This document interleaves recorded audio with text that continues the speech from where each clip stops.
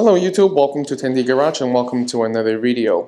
Today we are going to talk about a little bit of jack safety as well as in building a support base that goes underneath the jack. And there are several reasons why I want to build that jack board that goes underneath the jack.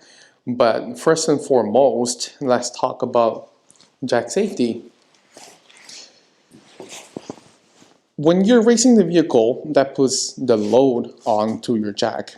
And believe it or not, the jack saddle, when you're raising the vehicle or jacking the vehicle up, it's moving in an arc, like this.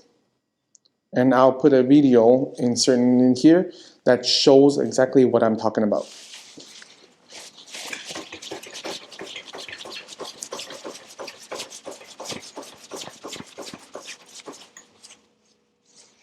And that safety aspect is especially crucial on softer grounds, for example, unpaved driveway or softer concrete, because when the jack is under load, the wheels, if it's something softer, it's going to sink in, and the jack, in order for it to achieve that arc movement for the saddle, the jack has to move forward.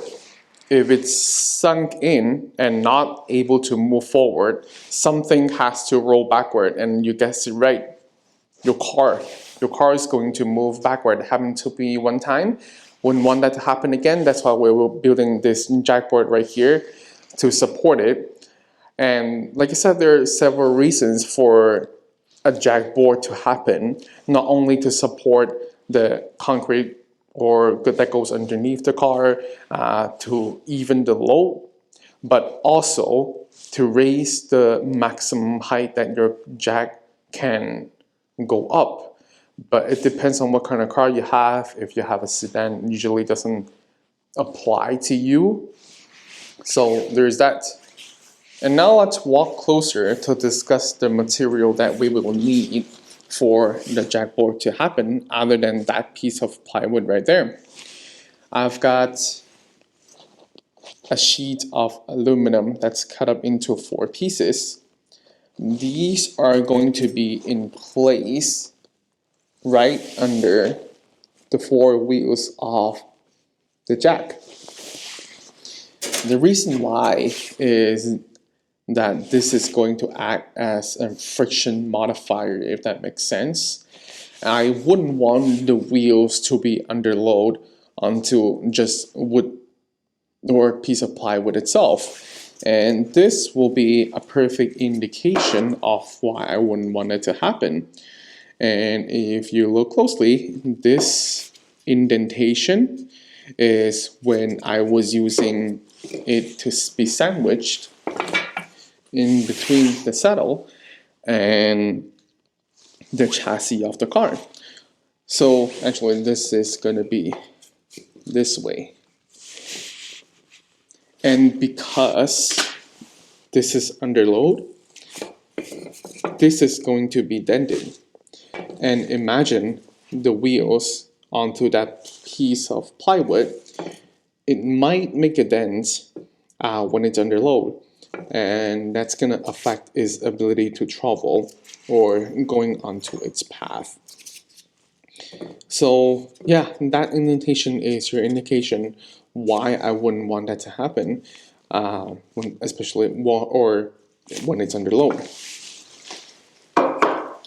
And this is why I use these aluminum plates, because even though it's dented, it's not going to make an indentation like this. It's just going to bend a little bit.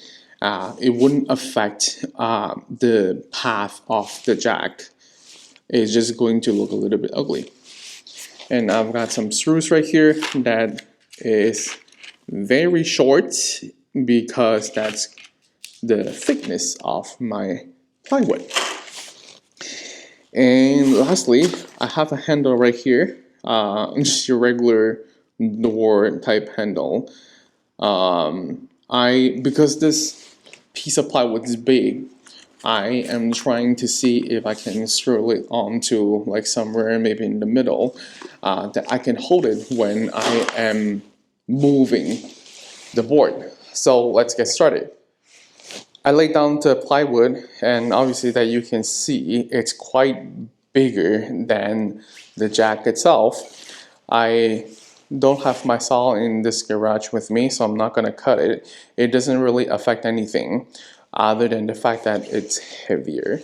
But that should work. And now I want to go over the idea. So I laid out in that orientation so that I can mark down where do I want the middle plates to be. These are a little bit shorter. I didn't even measure it because I don't think it's needed. It just has to be a specific path and that's it. So this is going to go somewhere like this.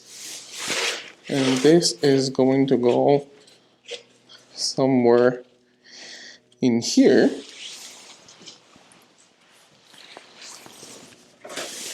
And these two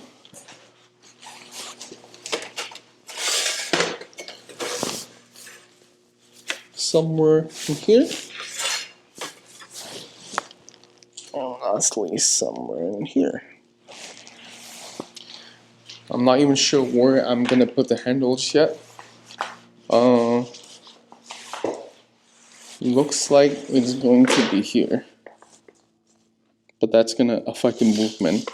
So I think it's gonna be here.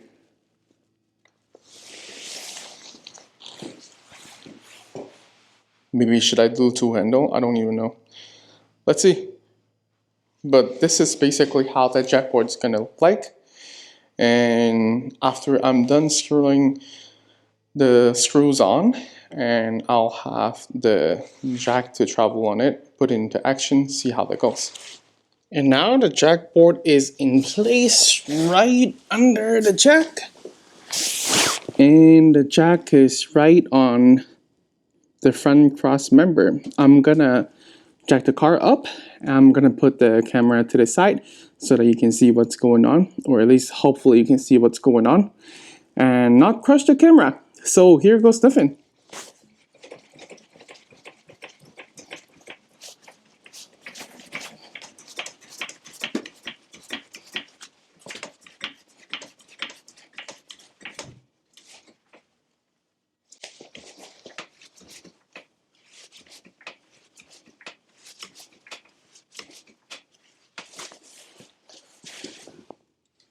I'm gonna stop for a moment right here and make sure everything is okay.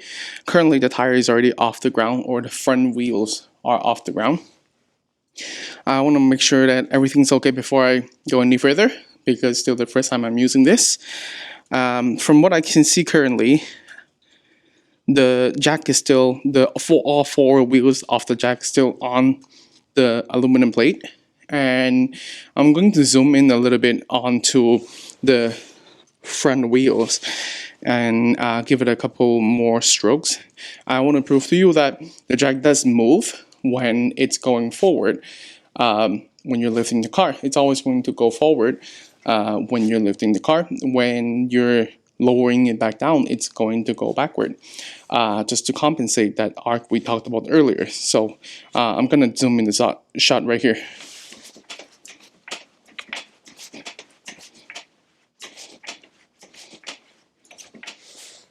I think this is a good point for me to conclude the video. I hope this video raised awareness that your jack does not go in a vertical movement, it does go up in an arc movement, that your jack chassis has to compensate for it by rolling forward or backward depending on which way you're going.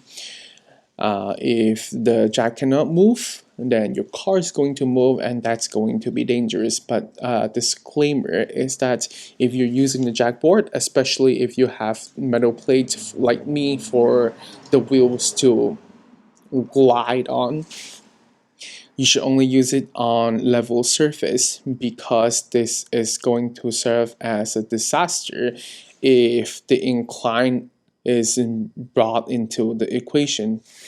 All in all, this jackboard looks to be a success to me.